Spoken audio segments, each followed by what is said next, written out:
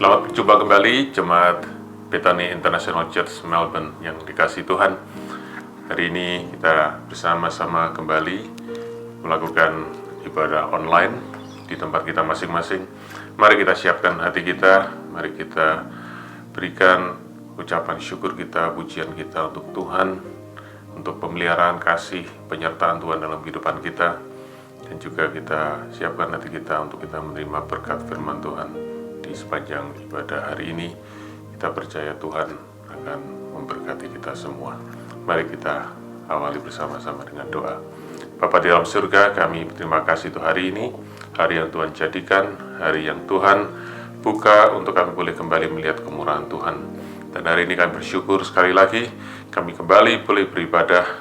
Tuhan, kami percaya Engkau hadir di tempat kami masing-masing, Engkau memberkati kami, dan hari ini kami percaya Tuhan setiap bagian terbaik yang Tuhan sudah siapkan buat kami, boleh kami terima. Oleh sebab itu kami siapkan hati kami berikan Tuhan waktu ini, kami kuduskan waktu ini untuk Tuhan. Terima kasih Bapa, di dalam nama Tuhan Yesus kami berdoa. Amin.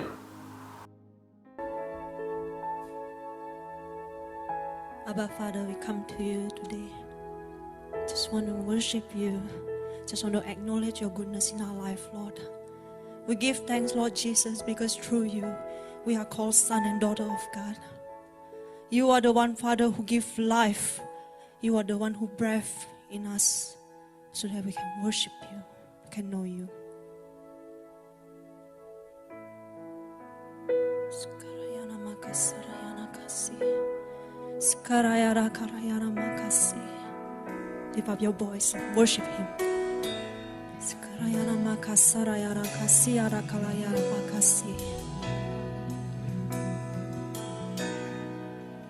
You give life, you are love, you bring light to the darkness, you give hope, you restore every heart that is broken.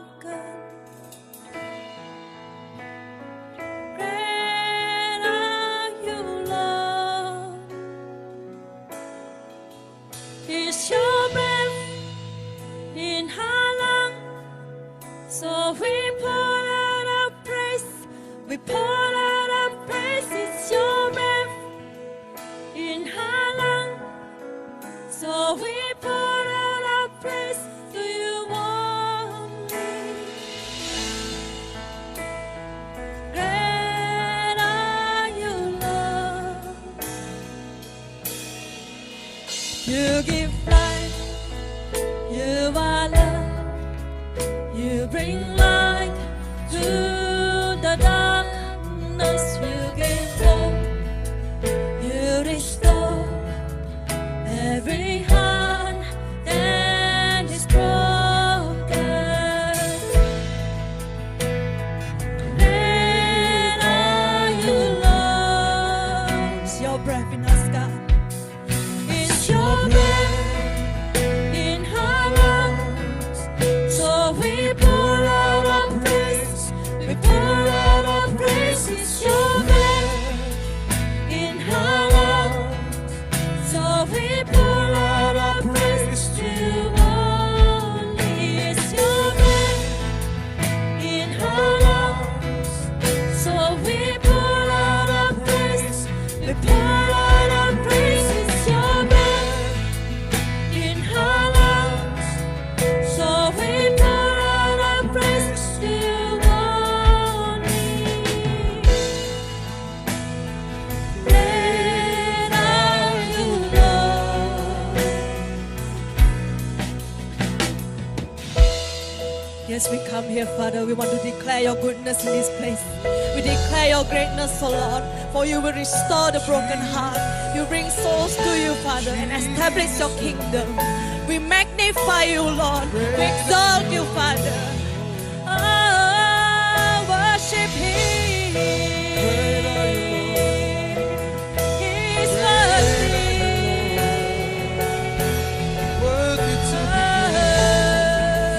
And all praise the Lord. Let everything we say worship him.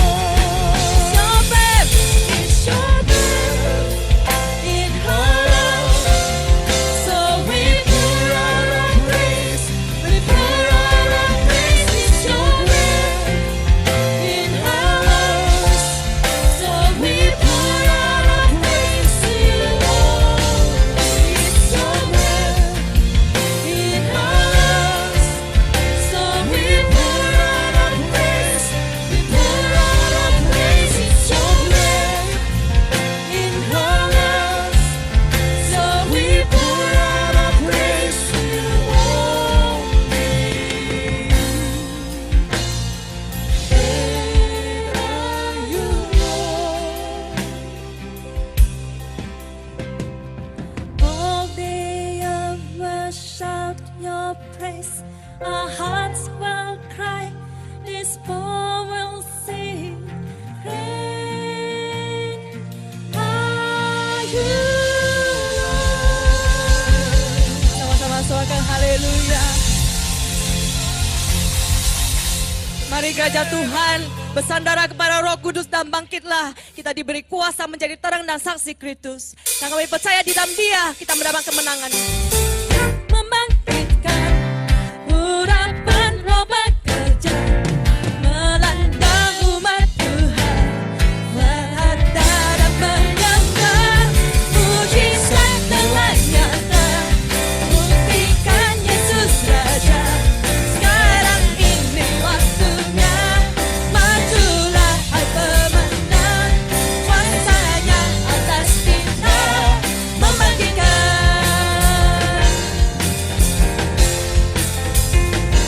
Sanggalah berbunyi, sanggalah berbunyi.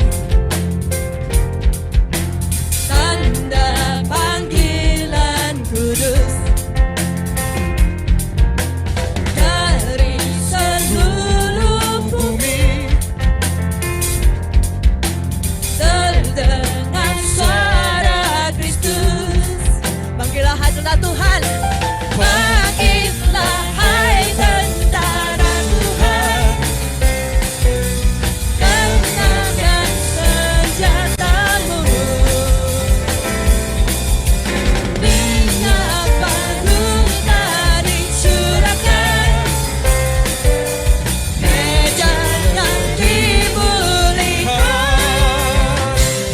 Kuasanya membangkitkan. Urapan Roh bekerja melanda umat Tuhan.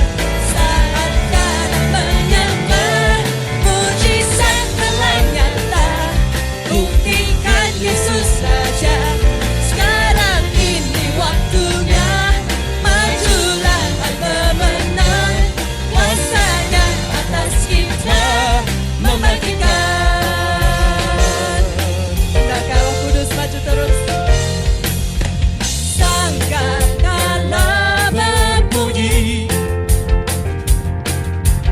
Tanda panggilan kudus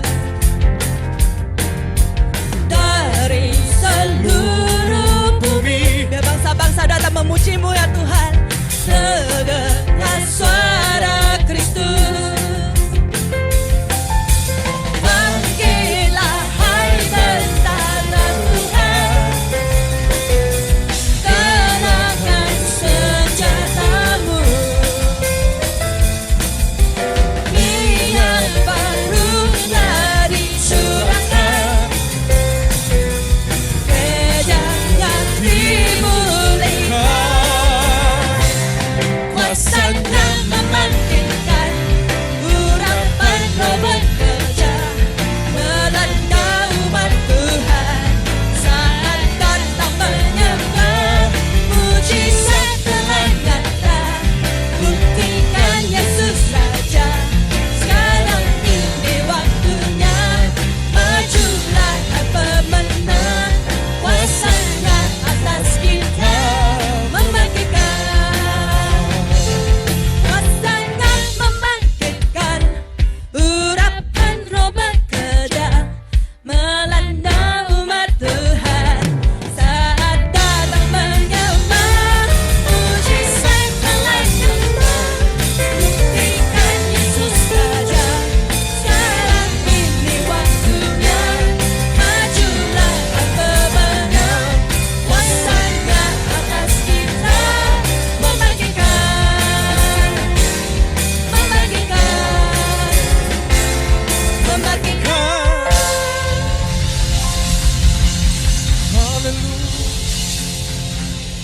Haleluya, haleluya.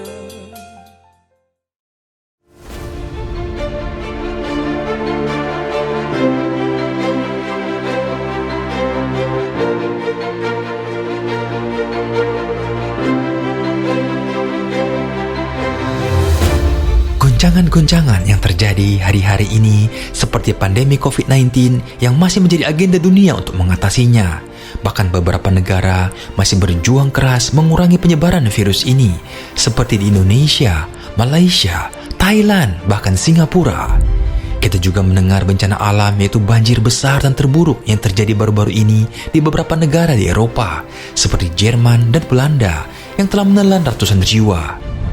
Sebagai orang percaya, kita mengerti bahwa goncangan-goncangan yang terjadi di dunia hari-hari ini adalah penggenapan firman Tuhan menuju akhir zaman. Di tengah kondisi ini, mari kita terus berdoa agar melalui goncangan-goncangan ini, banyak jiwa akan mencari Tuhan, bertobat dan diselamatkan, dan agar iman setiap orang percaya tidak gugur, tetapi terus mencari Tuhan dan kekuatannya. Sebab beginilah firman Tuhan semesta alam, sedikit waktu lagi maka aku akan menggoncangkan langit dan bumi, laut dan darat. Aku akan menggoncangkan segala bangsa, sehingga barang yang indah-indah kepunyaan segala bangsa datang mengalir. Maka aku akan memenuhi rumah ini dengan kemegahan, firman Tuhan semesta alam. Di tengah goncangan yang ada, gereja Tuhan akan diberkati untuk menjadi berkat, dan nama Tuhan dipermuliakan. Dan Injil Kerajaan akan terus diberitakan di seluruh dunia menjadi kesaksian bagi semua bangsa. Amin.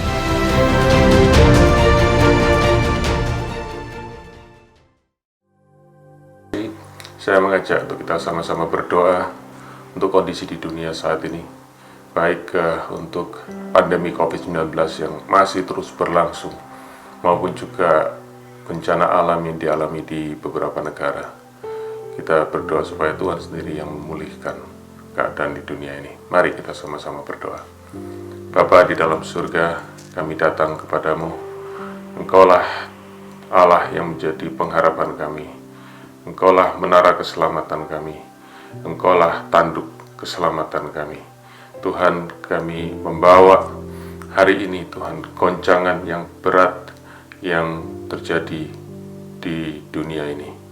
Kami berdoa untuk goncangan dari pandemi COVID-19 yang sudah berlangsung 1 tahun lebih, dan Tuhan belum ada tanda-tanda kapan akan berakhir. Tuhan, kami berseru kepadamu, minta belas kasihan-mu, minta pertolongan-mu, minta pemulihan dan kesembuhan daripada Engkau.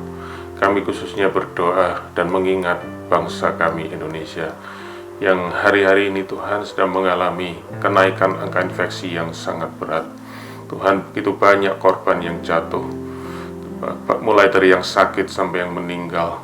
Tuhan, kami berdoa, Tuhan, Kau yang memulihkan bangsa Indonesia. Turunkan belas kasihan-mu atas bangsa Indonesia, Tuhan. Tolong pemerintah Indonesia, tolong para tenaga kesehatan, Tuhan, dan juga tolong rakyat Indonesia, baik mereka yang menderita dari sisi kesehatan maupun yang menderita, Tuhan, dari sisi ekonomi dan sosial. Tuhan, Engkau sendiri pengharapan untuk bangsa kami. Tuhan, kami berdoa biar gerejamu hari-hari ini juga lewat goncangan yang berat ini, mereka makin, Tuhan, berpegang teguh kepada Engkau, sehingga mereka boleh melihat bahwa di tengah-tengah semua yang digoncangkan, Tuhan, biar mereka boleh tahu kerajaan Allah tetap tidak tergoncangkan. Dan kami berdoa, Tuhan, untuk negara-negara lain, khususnya di Eropa Barat yang sedang mengalami banjir saat ini, di Jerman, di Belanda, di Belgia. Tuhan, kami juga berdoa untuk mengingat para korban yang ada di sana, mereka yang kehilangan tempat tinggal, mereka yang kehilangan orang-orang yang mereka kasih. Tuhan, Engkau sumber penghiburan, Engkau sumber pengharapan. Juga Tuhan, untuk banjir yang ada di China, Tuhan, Engkau sendiri juga menolong karena Engkau juga mengasihi rakyat China. Tuhan, kami berdoa sekali lagi, Engkau sendiri yang mengulurkan tangan-Mu, memulihkan dan menyembuhkan dunia ini, dan Engkau sendiri yang sanggup menghentikan badai goncangan ini. Tapi di dalamnya kami berdoa, biar lewat goncangan ini, seperti firman berkata, banyak orang boleh berseru kepada nama Tuhan dan diselamatkan. Terima kasih Tuhan. Terima kasih Engkau mendengar doa kami hari ini, karena kami menaruhkan seluruh pengharapan kami hanya kepadamu. Di dalam nama Tuhan Yesus kami berdoa. Amin.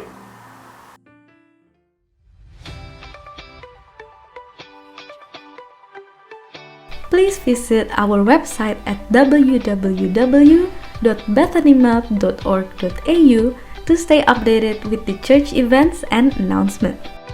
For those who need prayer and counseling and would like to have prayer support or counseling from our church, we would like to invite you to the Healing Prayer Tower, which is held every Friday at 12 p.m. through Zoom. For more information, please contact the phone number on the screen. Prayer Tower are held through Zoom meeting. You can find the scheduled times as below. Offering and tithing can still be done through online transfer. If you want to make offering, please transfer it to this account on the screen. You can also make offering through Tithely by scanning the QR code on the screen.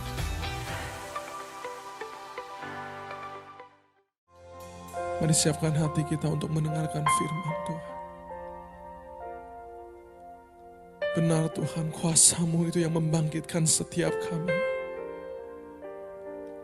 Pribadi-Mu-lah Tuhan yang menjadi alasan kami boleh hidup. Kamu boleh bangun Tuhan pagi hari ini. Kami boleh bersyukur kepadamu Bapa. Kami percaya Engkau penolong kami. Engkaulah jaminan hidup kami. Dan Engkaulah Allah yang setia. Terima kasih Bapa. Haleluya.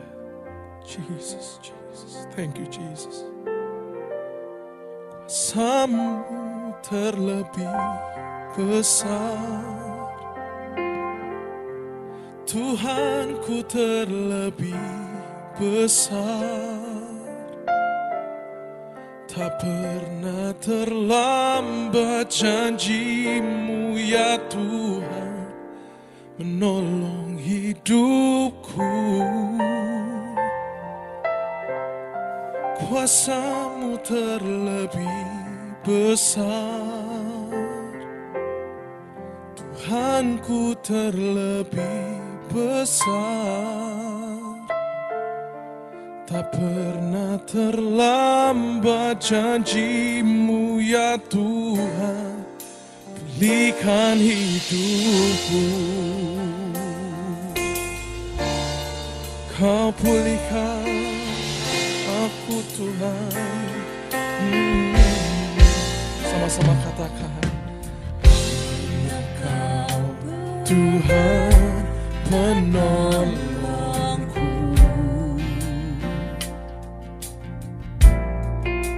Yes God, yang selalu setia bersamaku.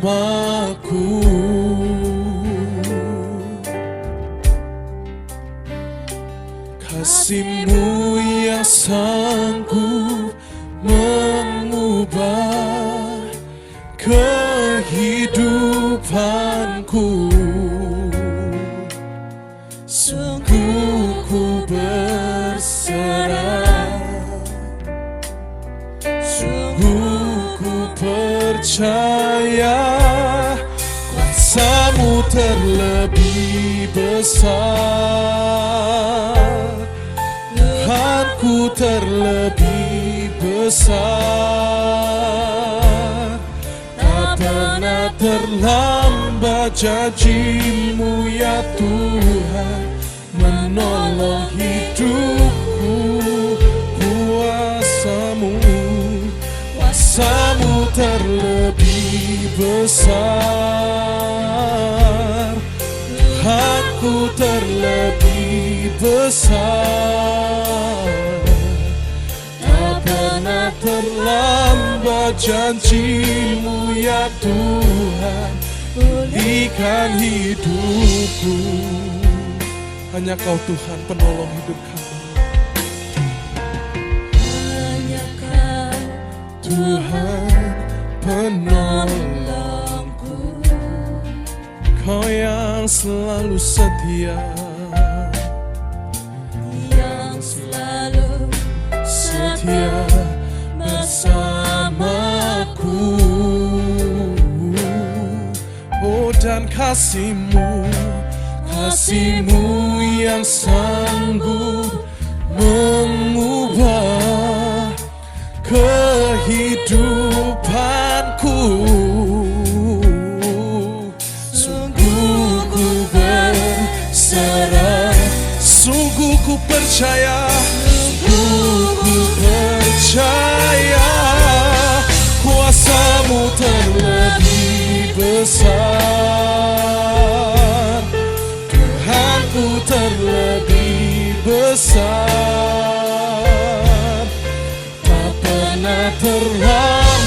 janji-Mu ya Tuhan, menolong hidupku.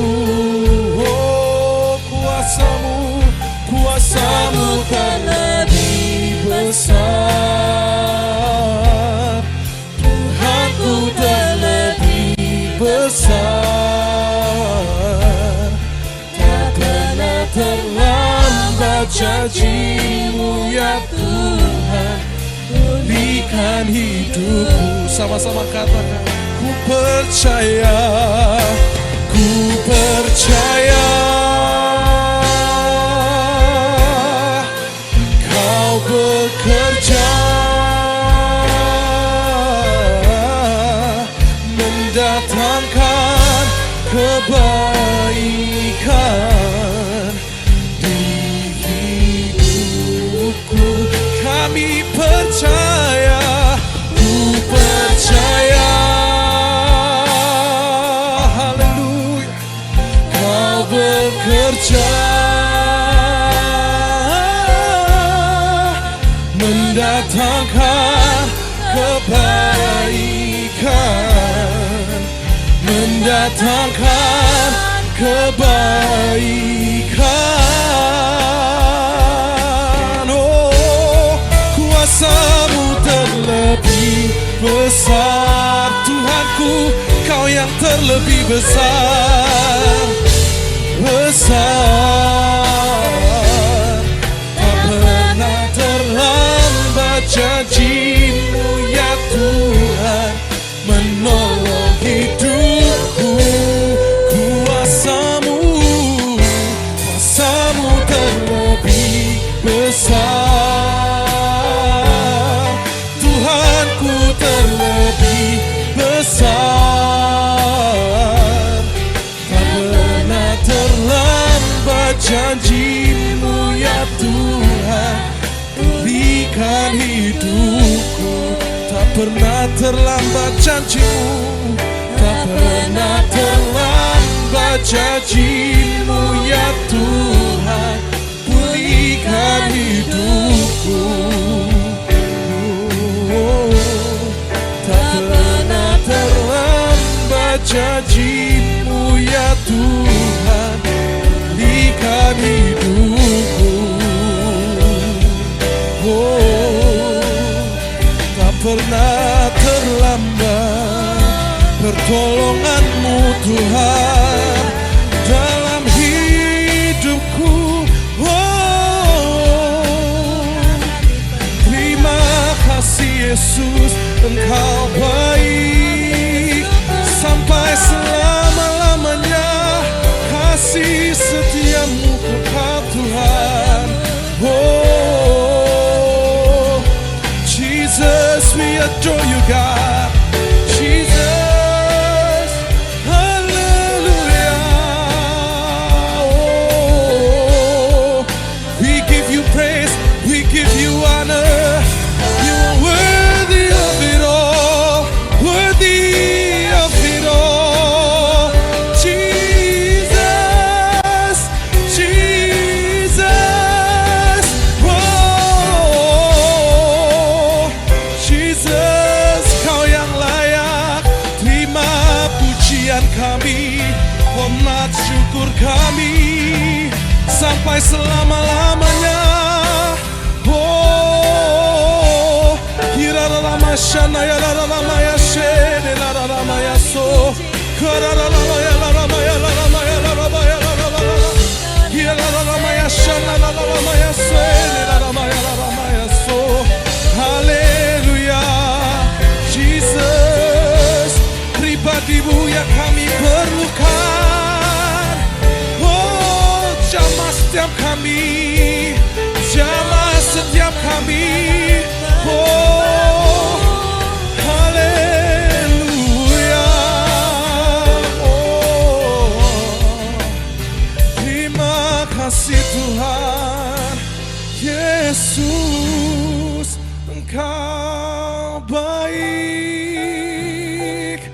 Oh, Engkau baik Tuhan. Hari ini kami mau katakan, Kaulah segala-galanya. dalam hidup kami. Oh Yesus, sekalipun kami boleh berjalan di dalam lembah kekelaman, satu hal yang kami percaya, Kau Allah Immanuel. Oh, you'll never leave us, you'll never forsake us, Jesus.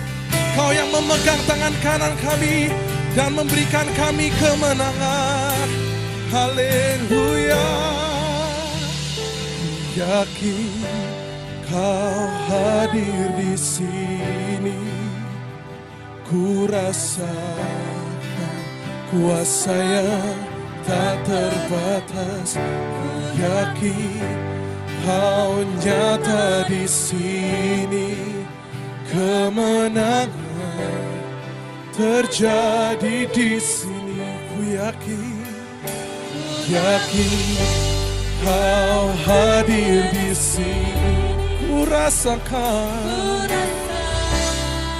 kuasa yang tak terbatas. Yakin Kau nyata di sini, kemenangan terjadi di sini. Oh, ku yakin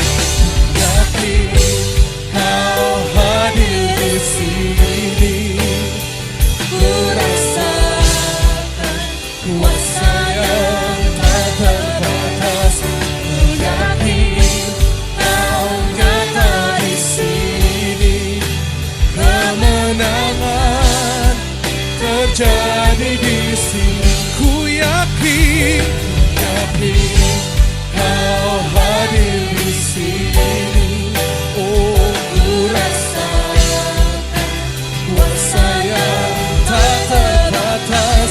Ku yakin Kau nyata di sini, kemenangan terjadi di sini. Lebih lagi katakan, yakin Kau hadir di sini, ku rasakan kuasa yang tak terbatas. Come on, sing.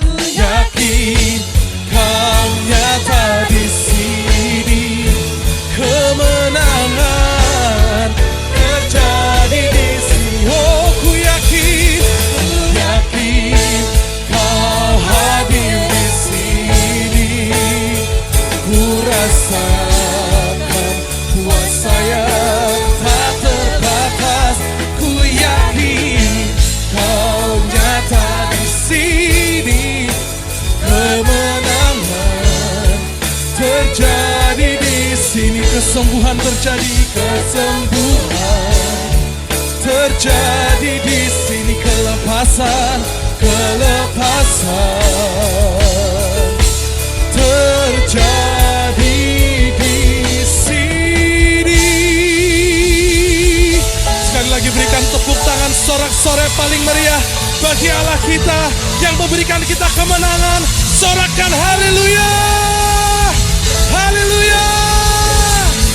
Jesus, Jesus.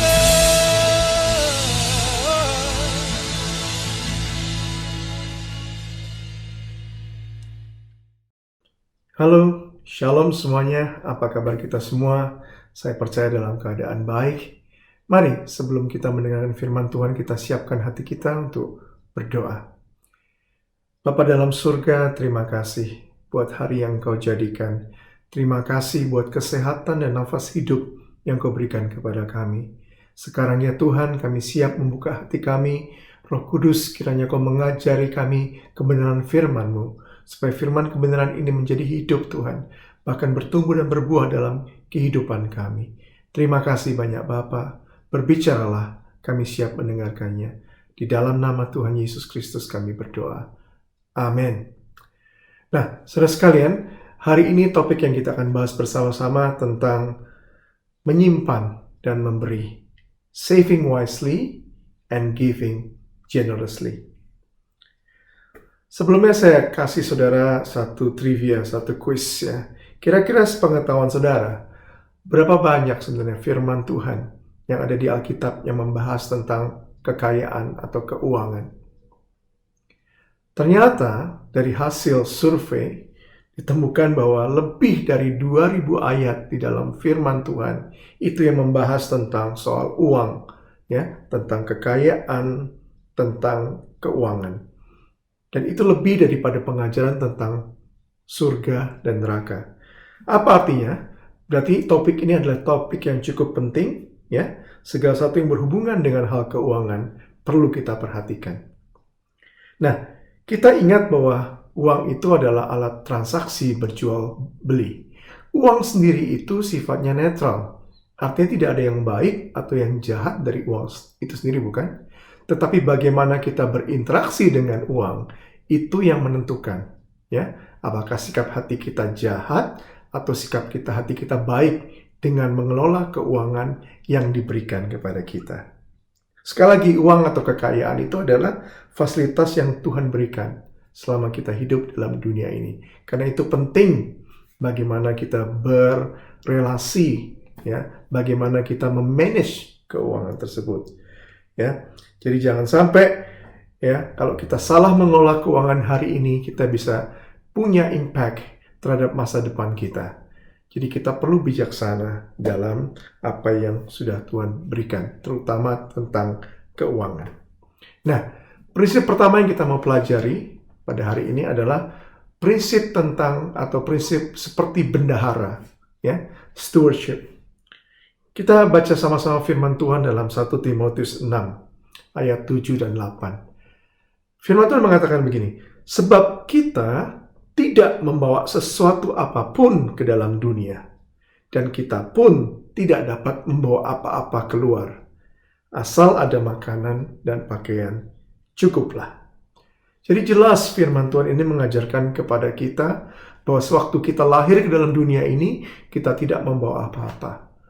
Maka demikianlah suatu saat nanti pada waktunya Tuhan memanggil kita pulang kembali, kita harus sadar bahwa apa segala sesuatu yang kita peroleh dalam dunia ini secara materi, ya, tidak pun kita akan bawa kembali. Hanya jiwa dan roh kita yang kembali kepada Sang Pencipta. Jadi sama dengan uang, sama dengan hidup, dengan tubuh, dengan waktu, kesehatan yang Tuhan berikan. Semuanya itu hanya dipercayakan kepada kita untuk kita pertanggungjawabkan kepada Tuhan. Artinya apa? Kekayaan keuangan itu bukan sepenuhnya milik kita, tapi milik Allah sepenuhnya. Ya, sekali lagi itu penting bagi kita bagaimana kita mengelola apa yang dipercayakan oleh sang pemilik keuangan itu, ya, sesuai dengan kehendak yang dia punya. Jadi perlu adanya prinsip bertanggung jawab, accountability dalam mengelola keuangan yang Tuhan berikan. Lalu juga sudah baca di Lukas 16 ayat 11 dikatakan demikian. Lukas 16 ayat 11. Jadi, jikalau kamu tidak setia dalam hal mamon yang tidak jujur, siapakah yang akan mempercayakan kepadamu harta yang sesungguhnya? Artinya, kalau dalam dunia ini, dalam hidup ini yang sudah Tuhan percayakan hal keuangan buat kita kelola, ya, tetapi kita tidak bisa setia atau kita tidak bisa mempertanggungjawabkan apa yang diberikan kepada kita, bagaimana kita mau dipercayakan terhadap suatu harta yang sesungguhnya, harta kita yang sesungguhnya, yang bukan hanya di dalam dunia ini saja, tetapi terus selama-lamanya bersama dengan Tuhan. Ya, sekali lagi itu prinsipnya, ya, mengelola kekayaan yang Tuhan berikan sesuai dengan kehendak Allah, kehendak Dia yang mempercayakannya kepada kita. Jadi saudara dan saya, kita ingat sama-sama prinsip pertama, prinsip bendahara. Poin saya yang kedua, bahwa perlu kita belajar tentang prinsip-prinsip firman Tuhan. Bagaimana setelah kita dipercayakan untuk mengelola keuangan tadi, apa yang harus kita lakukan. Dan ini masuk di dalam tema yang kita akan bahas bersama-sama, yaitu menyimpan dan memberi. Ya, menyimpan atau saving. Poin pertama saya, menyimpan untuk mempersiapkan kita bagi masa depan. Nah, kita akan sama-sama pelajari dari kisah dalam Kejadian pasal 41, di mana firman Tuhan menjelaskan bahwa kalau saudara baca kisah ini secara lengkap, ya, saudara bisa baca dari Kejadian 41 ayat 35 dan 36, selalu saya coba terangkan secara garis besar. Firman Tuhan katakan demikian, mereka harus mengumpulkan segala bahan makanan dalam tahun-tahun baik yang akan datang ini.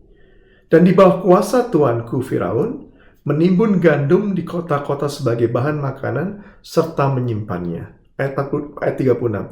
Demikianlah segala bahan makanan itu menjadi persediaan untuk negeri ini dalam ke-7 tahun kelaparan yang akan terjadi di tanah Mesir, supaya negeri ini jangan binasa karena kelaparan itu. Sekali lagi poin ini menjelaskan kepada kita untuk kita mempersiapkan bagi masa depan. Segala sesuatu yang tidak kita bisa prediksi, ya, unprecedented, ya. Ini bicara soal Mesir, ya, dalam zaman pemerintahan Firaun. Dan kita tahu apa yang terjadi waktu Firaun bermimpi, ya, dia melihat ada 7 ekor lembu yang gemuk dalam mimpinya muncul, tapi kemudian ada gelombang yang kedua, yaitu 7 ekor lembu yang kurus kering. Dan dalam mimpi itu dilihat bagaimana 7 lembu yang kering itu memakan habis 7 lembu yang gemuk dan sehat itu. Dan Firaun bertanya sama semua ahli-ahli mimpi, penafsir mimpi di Mesir, apa arti mimpi itu? Dan kita tahu ceritanya tidak ada satu orang pun yang bisa menafsirkan mimpi tersebut. Sampai pada akhirnya, ya, Yusuf dipanggil oleh juru minuman raja. Karena dia ingat pada waktu di penjara, juru minuman raja inilah yang mimpinya ditafsirkan oleh Yusuf. Dan Yusuf diambil dari penjara, dan dia katakan demikian kepada Firaun, ya. Memang manusia tidak bisa tahu atau menafsirkan mimpi baginda, tetapi ada Allah yang menciptakan langit bumi, dan dia mampu untuk memberitahukan arti dari mimpi tersebut. Sangat rendah hati. Dan Yusuf akhirnya menjelaskan apa yang terjadi. Ada 7 tahun masa di mana Mesir akan berlimpah-limpah hasil buminya. Masa-masa sukses, kemakmuran, kesuburan di mana-mana. Tetapi setelah itu mereka akan masuk dalam masa kelaparan. Ya, dan ini semua menjelaskan bahwa pentingnya menyimpan dalam masa-masa di mana kita diberkati kelimpahan untuk kita mempersiapkan diri pada waktu kita masuk dalam masa-masa yang sukar. Mungkin sama dengan apa yang terjadi hari-hari ini dalam masa pandemi. Ya, di mana mungkin kita mengeluarkan uang simpanan kita, cadangan dana kita, supaya kita bisa survive dalam kehidupan kita. Nah, Alkitab juga menjelaskan kepada kita, ya, memberikan satu contoh seekor binatang yang kecil, dan bagaimana pengkhotbah, dalam hal ini Raja Salomo, mengajarkan kepada kita supaya kita belajar kepada binatang ini dalam hal, ya, menyimpan bagi masa depan.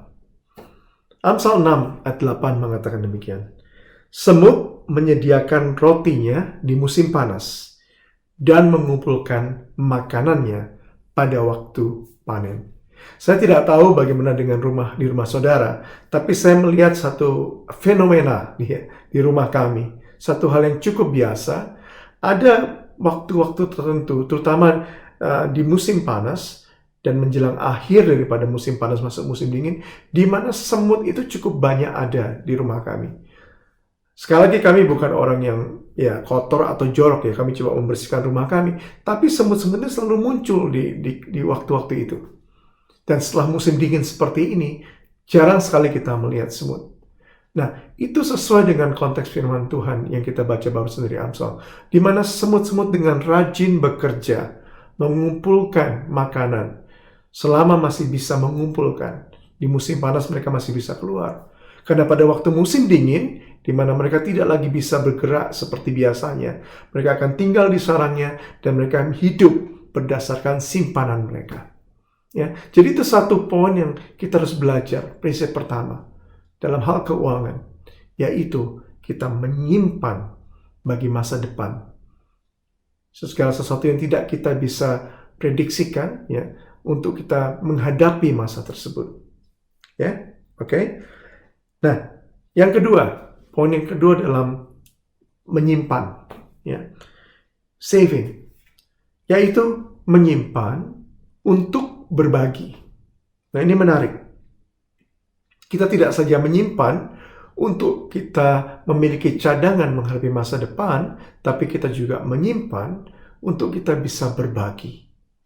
Berbagi kepada keluarga terdekat kita, orang-orang kita kasihi, ya, itu suami, istri, orang tua, anak, keluarga, family relatif kita, maupun juga dengan saudara-saudara seiman, dan juga orang-orang yang membutuhkan.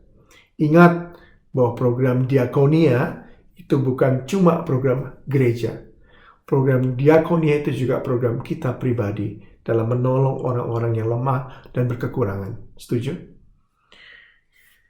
Nah, Ulangan 15 ayat 10-11 mengajarkan demikian. Kitab Ulangan. Engkau harus memberi kepadanya dengan limpah, dan janganlah hatimu berduka cita apabila engkau memberi kepadanya. Sebab oleh karena hal itulah Tuhan Allahmu akan memberkati engkau dalam segala pekerjaanmu dan dalam segala usahamu. Sebab orang-orang miskin tidak hentinya akan ada di dalam negeri itu. Itulah sebabnya aku memberi perintah kepadamu demikian. Haruslah engkau membuka tangan lebar-lebar bagi saudara-saudaramu yang tertindas dan yang miskin di negeri ini. Jadi jelas firman Tuhan mengajarkannya. Tuhan memberkati kita. Tuhan memberkati pekerjaan buah tangan kita, usaha kita.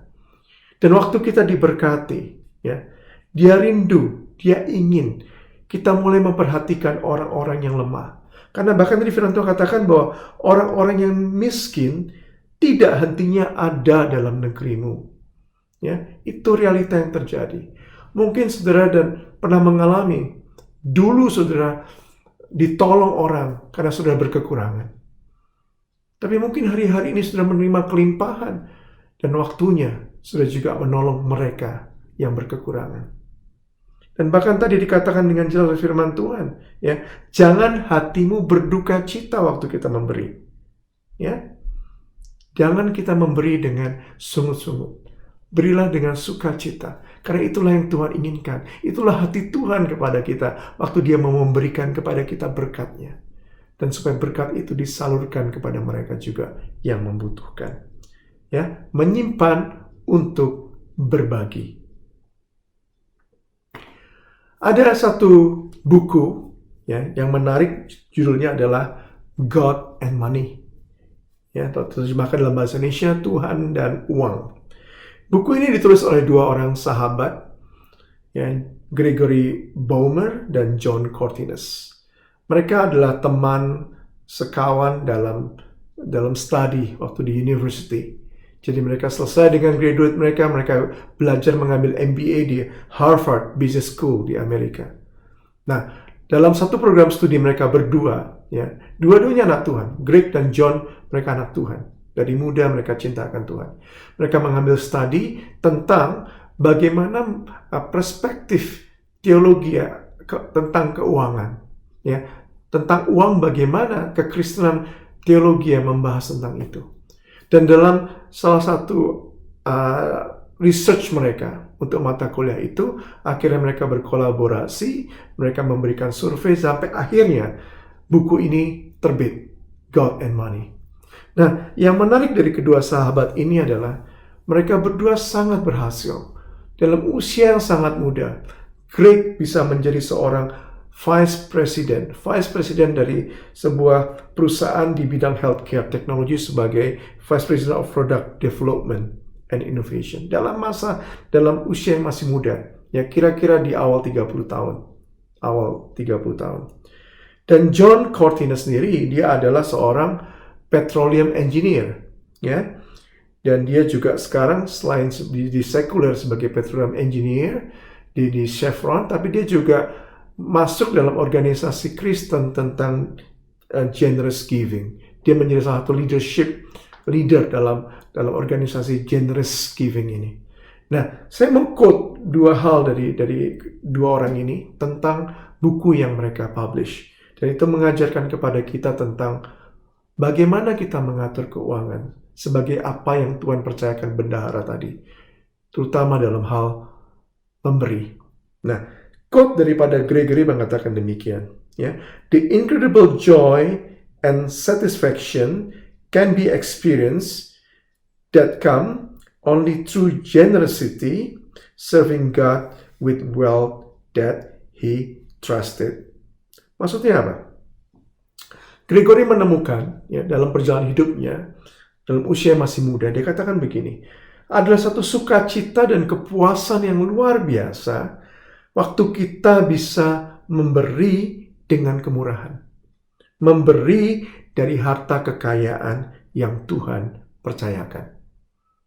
Dia mengerti satu prinsip ini, bahwa dia menemukan ada sukacita, ada kepuasan, ya, yang dikatakan incredible, yang luar biasa pada waktu kita memberi dengan generous, dengan kemurahan hati. Karena itu sebagai pelayanan kita kepada Tuhan melalui harta yang Dia percayakan kepada kita. Prinsip bendahara. Sementara John memberikan satu quote demikian, ya. Active giving by sharing resources joyfully and generously as essential to a way of life that serve God. Luar biasa. Tadi kita baca di kitab Keluaran, Tuhan juga bilang, waktu engkau diberkati, ya, waktu engkau dibuat usahamu berhasil, buat tanganmu berhasil, beri dengan sukacita. Sama, John juga katakan demikian. Dengan memberi secara aktif, ya, dia mulai memberi secara aktif dengan cara membagi apa yang kita miliki dengan sukacita dan penuh kemurahan hati. Artinya apa? Tidak mengharapkan balasan. Merupakan inti, ya, inti daripada pandangan hidupnya untuk juga melayani Tuhan. Jadi dia melalui pekerjaan, dia tidak hanya saja mengejar kesuksesan, tapi dengan itu dia mau memberi sebagai pelayanannya kepada Tuhan dengan sukacita. Ingat bahwa John ini, kalau sudah lihat di slide tadi, mengatakan dulu dia punya password demikian.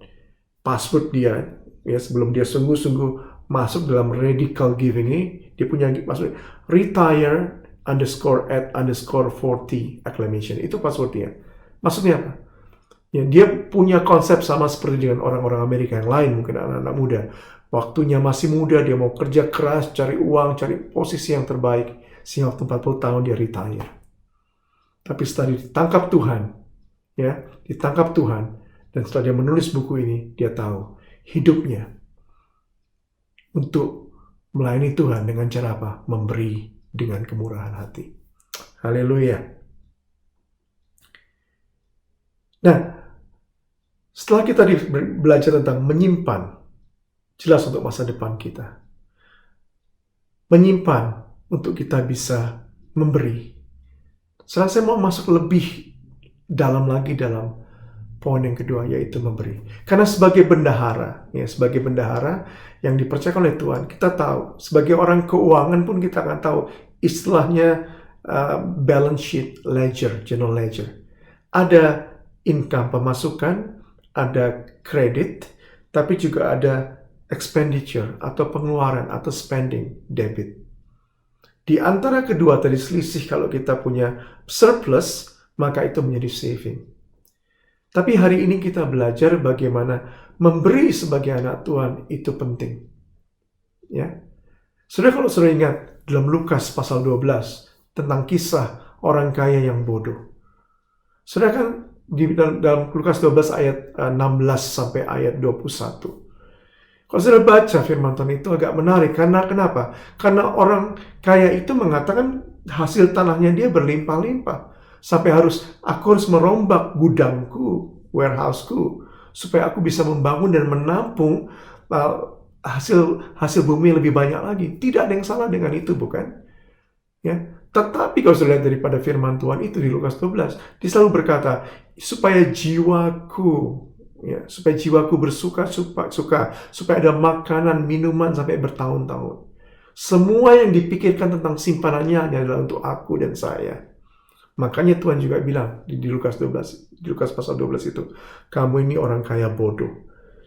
Kamu nggak tahu, malam hari ini juga nyawamu akan diambil daripadamu.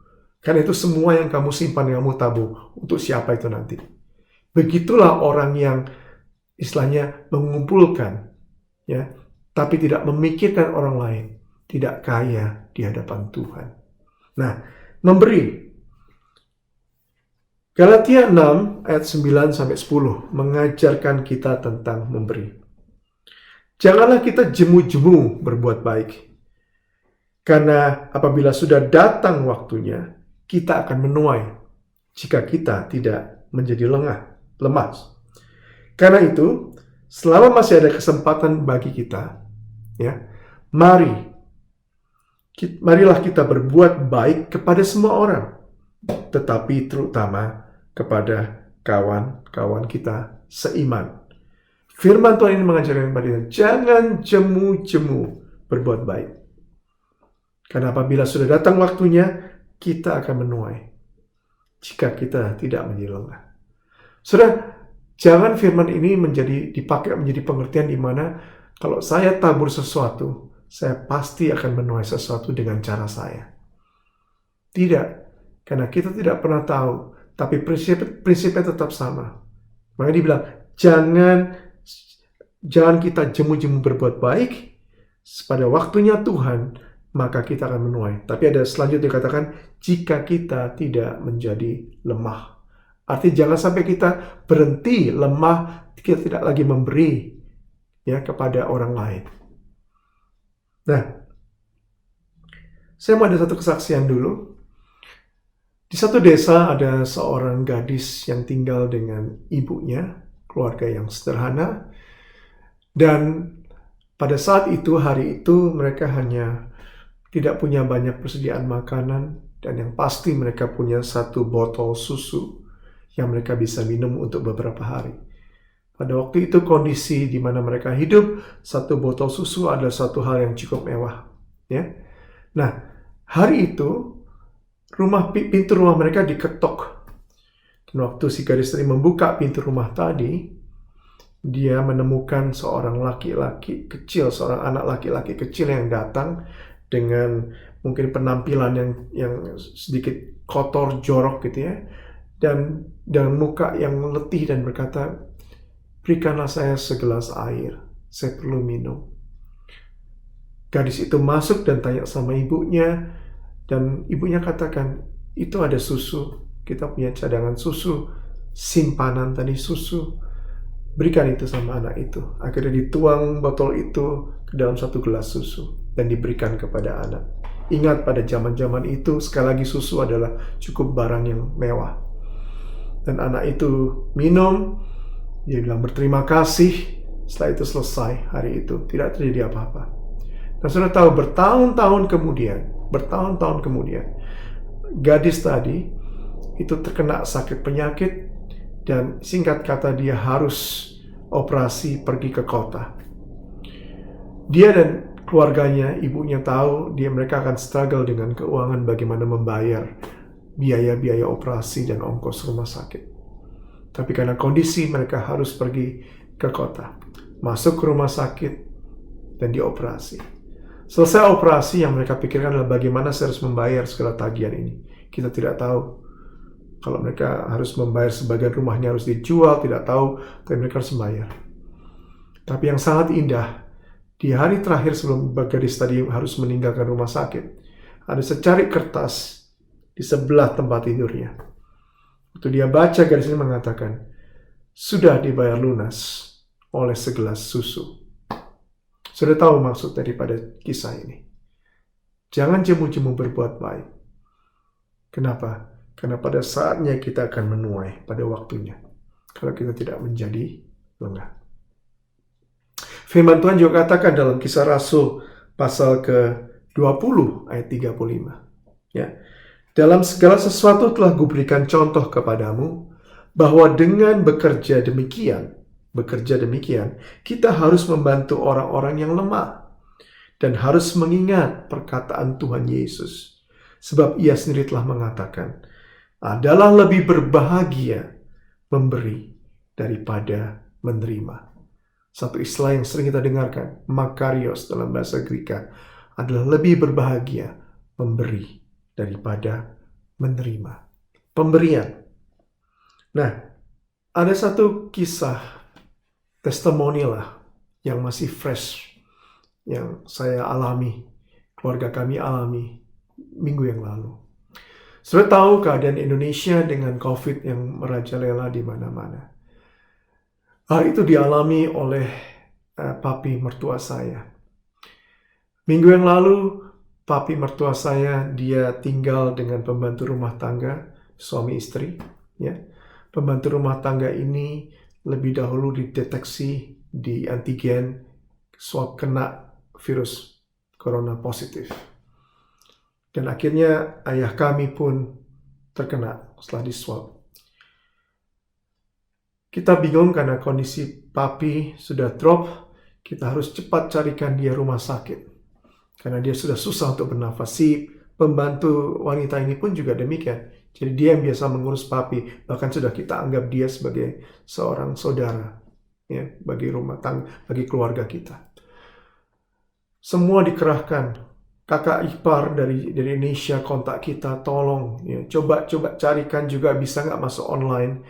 Dia kasih kepada kita satu website Kementerian Kesehatan Indonesia, cari ada nggak tempat-tempat bed-bed yang kosong, ada rumah sakit nggak yang masih bisa menampung. Kalau sudah lihat minggu-minggu yang lalu, bahkan sampai hari ini mungkin, luar biasa, semua kondisi di rumah sakit penuh untuk pasien COVID. Dan bukan hanya soal rumah sakit. Sampai akhirnya kita frustrated gitu loh, frustasi karena kita lihat masuk di website tidak ada. Ya, mungkin ada bednya, tapi tidak bisa diklik online untuk reserve, dikasih nomor untuk kita telepon. Pada waktu kakak telepon dari Indonesia ke rumah sakit itu dikatakan sorry, itu tidak ada lagi tempat tidurnya. Walaupun di internet dibilang ada, tapi kenyataan tidak ada. Akhirnya kita semua memutuskan, papi harus dibawa ke rumah sakit. Dengan cara apa? Walk in atau istilahnya go show. Datang aja dulu lah ke rumah sakit. Siapa tahu ada tempat dia bisa diterima. Tapi masalah kedua timbul yaitu apa? Transportasi. Tidak ada ambulans kami coba. Perusahaan Bluebird itu punya armada layanan buat pasien COVID. Orang-orang yang sudah khusus dengan APD, ya. Kemudian mereka bisa mengangkat pasien tadi dibawa ke rumah sakit. Itu pun tidak bisa habis semua, entah kenapa hari itu. Itulah kondisi Jakarta. Nah, ini kesaksian kakak saya dalam hubungan tentang memberi. Kakak ipar saya ini kurang lebih 7-8 tahun yang lalu, tahun 2014, 2013, 2014. Nah, sebelum tahun itu, kakak saya ini waktu dia masih muda memang, dia suka sekali untuk buat jahitan, pergi ke tukang-tukang jahit, ya, tidak untuk ke butik-butik mahal, tapi ke tukang-tukang jahit biasa untuk membuat baju. Karena dia suka memberi kemurahan, terutama untuk mereka dengan golongan ekonomi lemah. Nah, 7 tahun yang lalu ceritanya, kakak kami ini pergi ke satu pasar tradisional ya, yang tidak jauh daripada rumah keluarga mereka. Nah, di pasar itu dia melihat seorang ibu, ya, seorang ibu sedang makan di piring, dan dia katakan dia melihat bagaimana ibu ini makan sepiring nasi keras, ya, kerak, nasi kerak gitu. Nah, kakak saya bertanya, ibu, apakah ada penjahit di pasar ini? Lalu dikatakan, Neng gitu ya, saya ini penjahit, kios saya ada di belakang, kalau mau sama saya, oke, kata kakak saya. Singkat kata terjadi, biasalah orang mau buat baju gini, kakak saya kasih deposit uang muka ya, untuk pembayaran. 7 tahun lalu sekitar 50.000. Ibu ini buat satu komentar yang kakak saya nggak lupa, dia katakan ini, seperti malaikat rasanya hari ini Anda datang, kamu datang. Seperti malaikat, artinya apa? Sudah berhari-hari saya tidak mendapatkan customer dan cadangan makanan saya habis. Kalau bukan cuma karena kemurahan Tuhan, datang pertolongan Tuhan seperti ada customer kayak ibu, saya tidak tahu lagi. Singkat kata, dari hari itu maka mulai terjalin satu hubungan antara pelanggan, ya, customer dengan penjahit ini.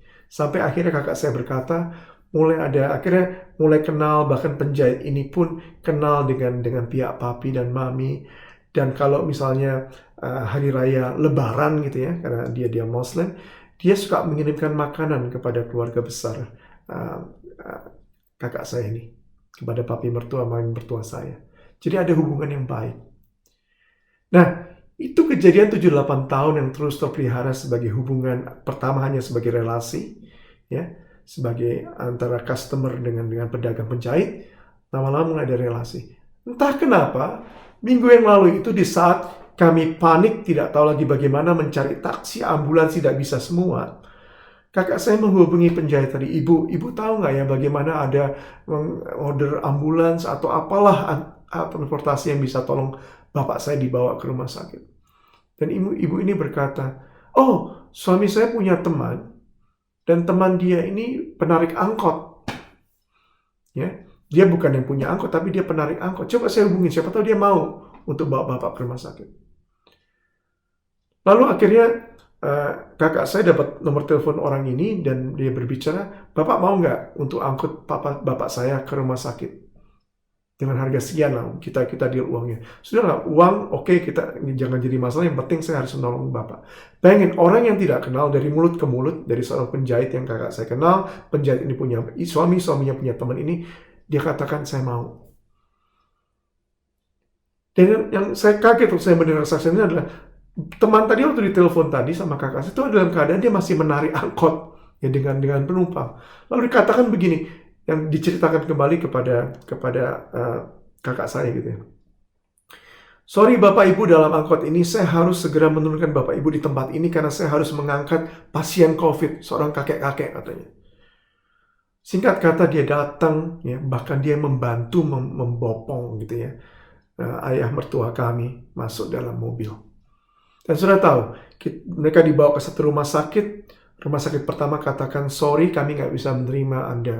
Saudara, bahkan semua dokter-dokter yang ada di rumah sakit ini, sebagian besar itu isolasi mandiri, isoman. Tidak tahu mau kemana lagi, cuma dikasih rujukan. Oke, lebih baik dibawa ke rumah sakit satu lagi, rumah sakit umum pusat di Pasar Minggu. Dibawa ke sana. Sampai di sana dikatakan lagi, sorry, penuh. Harus menunggu tapi penuh, tidak bisa. Gimana? Angkot ini bapak supir tadi yang mengangkut papi mengikuti. Sampai pada akhirnya, kakak saya yang satu lagi dapat telepon berkatakan, ada tempat, mengapa kita nggak coba di rumah sakit Fatmawati, rumah sakit pusat pemerintah. Akhirnya mereka datang dan katakan, ya bisa diterima. Nah, puji Tuhan, ayah mertua kami diterima di rumah sakit pemerintah pusat dengan fasilitas yang baik, langsung diberikan oksigen karena dia drop ya saturasi udara pernafasannya. Tuhan tahu tepat pada waktunya. Tuhan memberikan orang yang bisa menolong untuk membawa papi tadi ke rumah sakit. Jangan jemu berbuat baik. Karena kita tidak tahu kapan waktunya. Pada waktu kita membutuhkan, sepertinya pintu ditutup. Tapi Tuhan bisa membuka hati seorang supir angkot ini. Yang kita tidak kenal. Hanya melalui penjahit tadi. Untuk menolong papi. Tapi Tuhan berkehendak yang lain.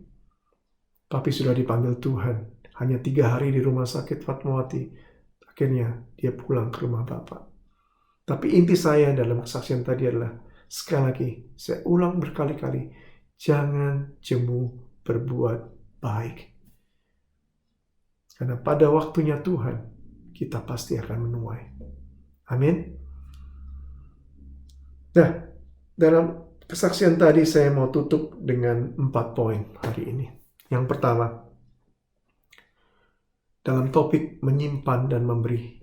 Poin pertama, Tuhan itu adalah harta kekayaan kita yang sebenarnya. Amin. Segala sesuatu yang bersifat material itu sementara.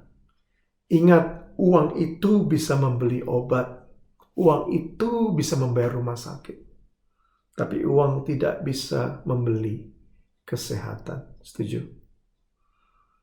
Tuhan sajalah harta kekayaan kita. di bumi dan di surga. Siapakah yang aku ingini, Tuhan? Whom have I desire, Lord, but you? Hanya Engkau saja yang ku ingini, hartaku terbesar. Poin yang kedua, Tuhan itu yang punya kekayaan, dan kitalah yang mengelola sesuai dengan apa yang Dia kehendaki. Tadi konsep bendahara di awal. Mengelola itu perlu skill, betul? Mengelola itu perlu belajar pengetahuan, ya. Sesuatu juga yang bisa kita pelajari, kita bisa improve dalam kita mengelola. Jadi kalau sudah merasa saya belum bisa mengelola keuangan dengan baik, janganlah fed up, janganlah putus asa. Suatu hal yang bisa pelajari dan kita bisa kembali untuk mengatur keuangan kita dengan lebih baik. Kelola dengan apa yang Tuhan percayakan. Karena suatu saat nanti itu yang harus kita pertanggungjawabkan. Ya, sekali lagi jangan seperti orang kaya yang bodoh dalam Lukas pasal 12 tadi. Karena semuanya itu ditujukan hanya untuk kepada dirinya sendiri. Oke? Yang ketiga, menyimpan atau menabung itu adalah Alkitabiah. Ya, itu adalah prinsip Alkitab. Supaya kita tidak hanya untuk menyimpan atau menabung hanya untuk kepentingan diri kita sendiri, tapi juga kita bisa menyimpan untuk menghadapi masa yang sulit. Kalau saudara suami istri, tidak ada salahnya saudara untuk menyimpan, membuat alokasi. Ya, untuk apa? Pendidikan anak di masa depan. Alokasi kesehatan. Dana yang diperuntukkan untuk masa depan anak. Kalau saudara perlu, ya, mungkin setahun, 2 kali, setahun sekali untuk berlibur, tidak ada salahnya ya untuk kita refreshing. Mungkin kita juga bisa alokasikan dana untuk berlibur. Supaya kita ini tidak menjadi seorang yang sifatnya hanya impulsif. Apa yang saya inginkan, saya langsung beli. Apa yang saya inginkan, saya langsung pergi. Holiday. Ya. Setelah itu mulai datang tagihan, kita kewalahan bayarnya misalnya. Jadi tidak salah untuk menyimpan atau menabung. Ya. Kemudian yang keempat, hiduplah dengan penuh kemurahan, ya, untuk memberi bagi mereka yang membutuhkan. Kemurahan itu sendiri adalah karakter daripada Allah kita. Ya. Allah kita itu bermurah sama kita. Bahkan kalau saudara ingat dalam firman Tuhan, dalam Matius 5, dikatakan, berbahagialah orang yang memberikan kemurahan, karena mereka akan memperoleh kemurahan. Itulah firman Tuhan yang sudah kita pelajari bersama-sama hari ini. Semoga kita mengerti, ya, di tengah-tengah masa pandemik ini juga. Kalau saudara membutuhkan kekurangan sesuatu, jangan saudara khawatir dan percaya Tuhan pasti akan menolong saudara. Ya, apa yang kamu makan, minum, pakai, jangan khawatir. Tapi kalau saudara dikasih lebih, gitu ya, mulailah saudara untuk menabung, ya, untuk menghadapi hari-hari yang saya nggak katakan buruk, tapi hari-hari yang sukar. Kita bisa mengeluarkan cadangan tadi. Bahkan sudah bisa mulai untuk membagi bagi mereka yang ada di sekeliling kita yang membutuhkan. Semoga hari ini firman Tuhan ini bermanfaat untuk kita semua. Kita mengerti kebenaran firman Tuhan dan kita hidup di dalamnya. Maka saya percaya itu kehendak Bapa yang memberikan semuanya ini, yang sementara untuk kita kelola. Dan kita akan berbahagia dalam hidup kita kalau kita mengikuti kehendaknya sesuai dengan kebenaran prinsip firman Tuhan. Haleluya. Semoga jadi berkat buat kita semua. Terpujilah Tuhan. Amin. Sekarang tiba saatnya untuk kita akan sama-sama berdoa menutup ibadah hari ini. Dan setelah itu kita akan siapkan hati kita untuk menerima berkat yang daripada Tuhan. Mari kita sama-sama berdoa. Bapa di dalam surga, terima kasih buat kebenaran firman-Mu yang Kau sampaikan kepada kami hari ini. Engkau mengajari kami prinsip kebenaran firman-Mu ya Tuhan, untuk kami bisa menyimpan, menabung, dan juga memberi dengan kemurahan. Tuhan Yesus, terima kasih, karena Engkau yang lebih dahulu memberi kepada kami Tuhan. Dan terima kasih Tuhan Yesus, Kau menolong kami Tuhan, dalam menghadapi masa-masa yang sukar dalam kehidupan kami. Berikan pada kami hati yang bijaksana untuk kami mengerti kehendak Tuhan. Terima kasih banyak Bapa. Kami mau sekarang berdoa Tuhan untuk kota kami di mana kami tinggal, kota Melbourne ini, untuk State Victoria dan juga untuk bangsa Australia, negara Australia ini. Tuhan, kami masih terus menghadapi Tuhan pandemik ini. Engkau tahu Tuhan, bahkan jumlah orang-orang yang terkena juga hari-hari ini semakin banyak ya Tuhan. Kami minta belas kasihan-Mu untuk supaya program vaksin boleh terjadi dengan baik. Kami juga minta hikmat untuk pemerintah yang ada, baik itu Prime Minister Federal maupun setiap state premier yang ada Tuhan. Beri kepada mereka hikmat-Mu Tuhan. Bersatu hati Tuhan, bersama-sama membentuk satu kebijaksanaan Tuhan untuk bisa menolong kami semua keluar daripada pandemik ini. Tapi daripada semuanya ini kami berdoa berseru kepada Tuhan Yesus. Biar hanya kuasa-Mu yang menolong Tuhan bangsa ini Tuhan Yesus. Terima kasih. Kami pun berdoa, hati kami berdoa buat Indonesia ya Tuhan. Oh Tuhan, kalau kami mendengar kasus demi kasus yang terjadi di Indonesia Tuhan, kami berseru, kami percaya Tuhan hati-Mu ada pada Indonesia. Kau menolong pemerintah yang ada melalui Bapak Jokowi, setiap para menteri, jajaran menteri yang ada. Oh Tuhan, baik itu angkatan bersenjata. Tuhan, kami berdoa untuk semua jajaran pemerintah sampai ke daerah-daerah Tuhan. Beri kepada mereka hikmat Tuhan, untuk menolong rakyat Indonesia Tuhan, keluar daripada pandemi ini, juga keluar daripada kesesakan resesi ekonomi ya Tuhan Yesus. Terima kasih, kami berseru, hanya Tuhanlah pertolongan bagi bangsa Indonesia.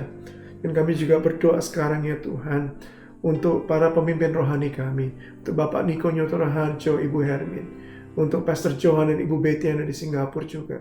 Tuhan memberkati hamba-hamba-Mu ini, berikan kekuatan, kesehatan, tapi juga hati yang terus Tuhan dekat dengan Engkau untuk menangkap isi hati-Mu, dan beliau bagikan kepada kami semua.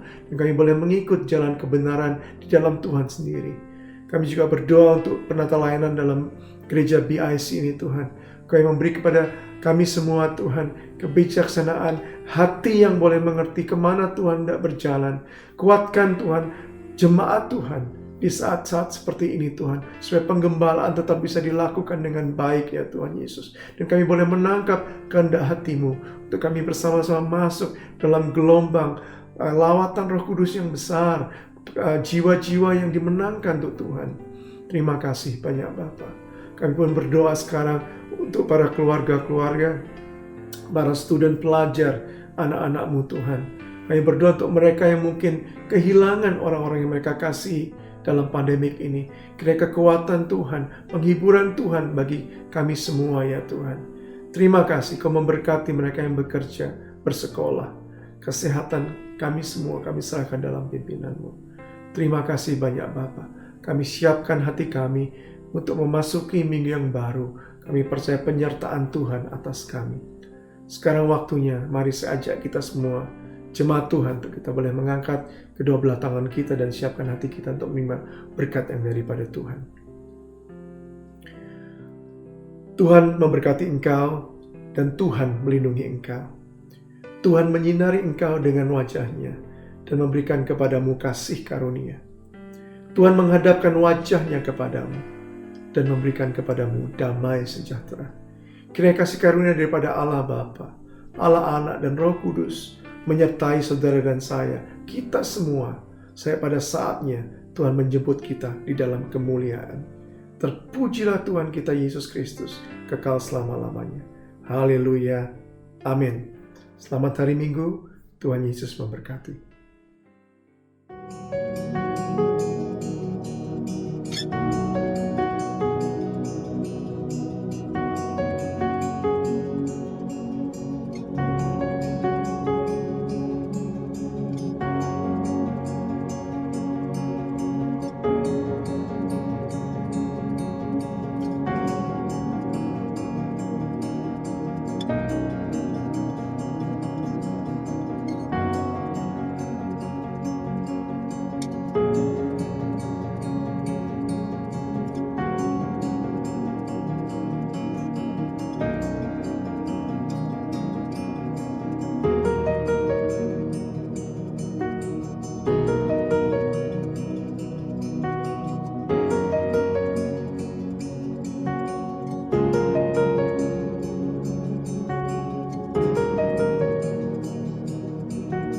you.